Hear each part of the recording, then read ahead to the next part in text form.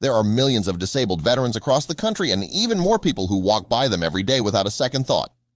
When this girl saw a veteran struggling in a Walmart parking lot, she had an uncommon reaction that very few people would ever consider doing. Morgan Wheeler of Fayetteville, West Virginia, will never forget the day she crossed paths with a disabled veteran who she believed to be in his 60s or 70s, struggling to maneuver his wheelchair through a Walmart parking lot. After she walked out of the store and got in her car, she began to pull out when she had to wait for the man in the wheelchair to pass by. As I watched him, I noticed that he was missing his right leg from the knee down and was wearing what appeared to be old government-issued combat boots, Morgan recalled. After explaining that it appeared that the man had stopped to take a break, she added, "He had not realized that I had started my car and was attempting to pull out, so when he saw me, he waved apologetically and rolled forward 3 more times and took another break." But Morgan didn't leave. I backed up my car the inches I had previously pulled forward, put it in park, turned off the engine, and got out. I walked up to him and introduced myself. The 21-year-old then asked the man if she could be of any assistance. However, he said that he didn't need any help. He, quite grumpily, said that he was doing just fine, Morgan said, but she was undeterred. Me, being as stubborn as I am, insisted and proceeded to push him and tell him a little about myself. He was very grumpy at first, but you could tell he was a proud veteran, Moran would later tell Today. I really wanted to help him, so I pushed through his comfort zone a bit. And push she did. She didn't listen when he said he didn't want help. Instead, she wheeled him into the store, and she certainly didn't take the hint when he tried to shut her up as she told him about her life. He interrupted me and said that he only needed help to the door, to which I picked up where I had left off before he interrupted me, Morgan said, recalling the conversation. I told him about Fayetteville and my horses and my nephews, she continued, adding that she had parked a good ways away from the doors. But the doors wouldn't make a difference anyway because Morgan wasn't about to stop there.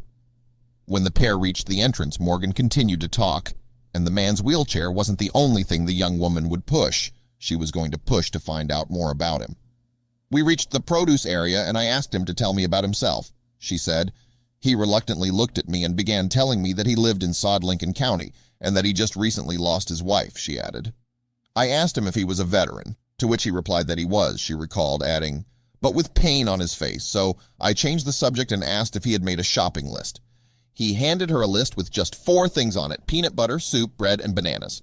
So Morgan continued to talk as she picked up the items on the meager grocery list before asking about other essentials such as milk, eggs, and butter. She certainly didn't expect the answer she was about to get. He told me that he might not make it home without them going bad, Morgan explained, so I questioned how he got to the store. He told me that he did what he was doing in the parking lot until he got to 119 and then hitchhiked with a trucker to the parking lot, she added. That's when Morgan knew what she had to do.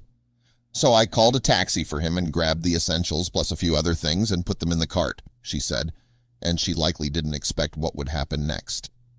After placing a gallon of milk in his cart, he was crying.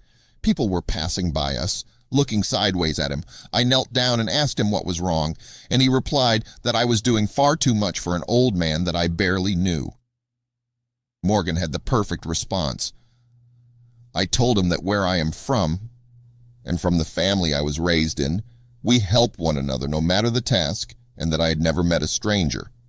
I also told him that he deserved everything I was doing for him because he fought for my freedom and sacrificed so much, the West Virginia girl further explained in a post on social media.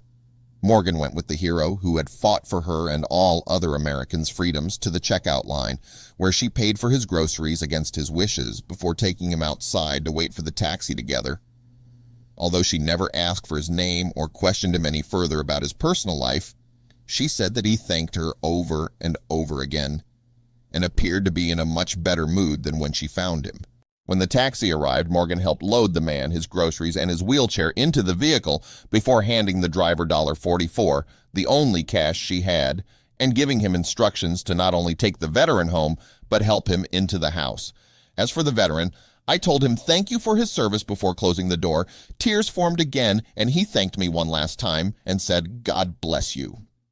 I returned to my car and could not help but cry. Morgan, Who knows men like the one she helped at Walmart that day are the reason we have the rights we enjoy, wrote in her Facebook post about the incident. This is the world we live in today. How many people passed him and would have continued to pass him while he struggled? She then asked rhetorically, humbled by the experience and saddened by the idea that a person who risked everything for our freedoms could be ignored by everyone around him as he struggled. Her post perfectly concluded, "Today was a truly humbling experience for me, and I consider myself extremely blessed to have the capability of understanding what is truly important in this world." That man was a hero, and far too many will say otherwise.